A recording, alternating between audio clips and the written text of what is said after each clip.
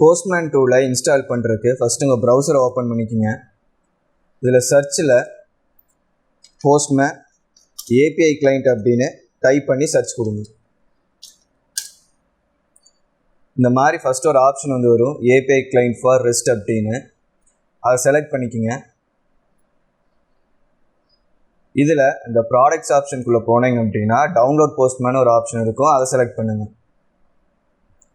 So இந்த இடத்துல Windows 64 bit அப்படிங்கிறது இருக்கும், இதை கிளிக் பண்ணிக்கோங்க. இதை கிளிக் பண்ண உடனே நமக்கு டவுன்லோட் ஆக ஸ்டார்ட் ஆகிடும். இந்த Postman கிளைண்ட் வந்து நம்ம எதுக்காக யூஸ் பண்ணுவோம் அப்படின்னா, நீங்கள் ஒரு பேக் எண்ட் டெவலப்பராக ஒர்க் பண்ணுறீங்க அப்படிங்கும்போது நீங்கள் க்ரியேட் பண்ணுற எல்லா ஏபிஐஸையும் கரெக்டாக ஒர்க் ஆகுதா என்ன அப்படிங்கிறத வந்து நம்ம இந்த கிளைண்ட் அப்ளிகேஷனை வச்சு தான் டெஸ்ட் பண்ணுவோம். எப்போவுமே நம்மளோட ஏபிஐஸ் வந்து கரெக்டாக ஒர்க் ஆனால் மட்டும்தான் என்ன பண்ணுவோம்னா அதை ஃப்ரண்ட் அண்ட் டீம் கிட்ட கொடுத்துட்டு அதை front and back and integration வந்து நம்மளால் பண்ண முடியும். இந்த Postman டூல் தான் வந்து வேர்ல்டு வைடாக இந்த பேக் அண்ட் ஏபிஐஸை டெஸ்ட் பண்ணுறதுக்காக யூஸ் பண்ணுவாங்க. அதனால் நீங்கள் ஒரு பேக் அண்ட் டெவலப்பர் ஆகுறீங்க அப்படின்னா கண்டிப்பாக உங்களோட ஏபிஐஸை டெஸ்ட் பண்ணுறதுக்கு இந்த Postman அப்ளிகேஷன் யூஸ் பண்ணி டெஸ்ட் பண்ண கற்றுருக்கணும். இப்போ நமக்கு டவுன்லோட் ஆகிடுச்சு, இதை நான் ஓப்பன் பண்ணிக்கிறேன்.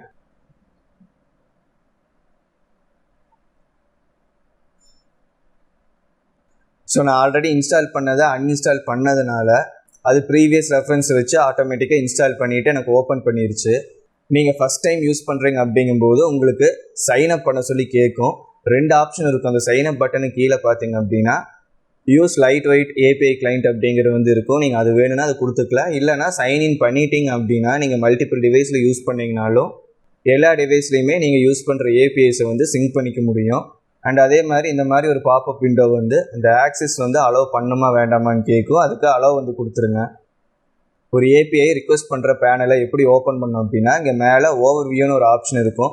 அது பக்கத்தில் ஒரு ப்ளஸ் ஐக்கான் வந்து இருக்கும். அந்த ப்ளஸ் ஐக்கானை கிளிக் பண்ணிங்க அப்படின்னா இந்த மாதிரி ஒரு பேனல் வந்து ஓப்பன் ஆகும்.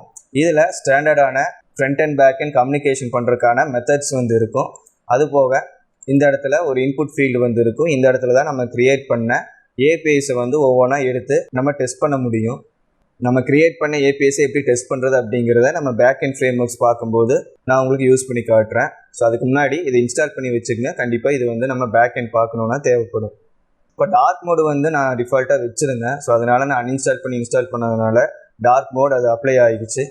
நீங்கள் டார்க் மோட் மாற்றணும் அப்படின்னா மேலே இந்த இடத்துல மெனுஸ் வந்து இருக்கும். அதை கிளிக் பண்ணிங்கன்னா ஃபைல் அப்படிங்கிற ஒரு ஆப்ஷன் வந்து இருக்கும். அந்த ஃபைலுக்குள்ளே செட்டிங்ஸ் அப்படிங்கிற ஒரு ஆப்ஷன் வந்து இருக்கும். அதை செலக்ட் பண்ணிங்க அப்படின்னா இதில் தீம்ஸ்னு ஒன்று இருக்கும். இதில் உங்களுக்கு டார்க் தீம் இங்கே இருக்கும், அதை செலக்ட் பண்ணிக்கோங்க. ஸோ என்னோடய ஓஎஸ் வந்து டார்க் தீமில் இருக்கிறதுனால சிஸ்டம் டிஃபால்ட் வந்து ஆட்டோமேட்டிக்காக செலக்ட் பண்ணிக்கிச்சு.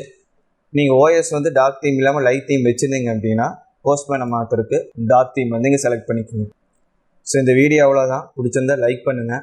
நீங்கள் ஜாவா ஸ்கிரிப்ட், பைத்தான் இல்லை மெரின் ஸ்டாக் எல்லாம் ஃப்யூச்சரில் கற்றுக்கணும் அப்படின்னு நினச்சிங்கன்னா மறக்காமல் நம்ம சேனலுக்கு சப்ஸ்கிரைப் பண்ணிடுங்க. Thanks for watching.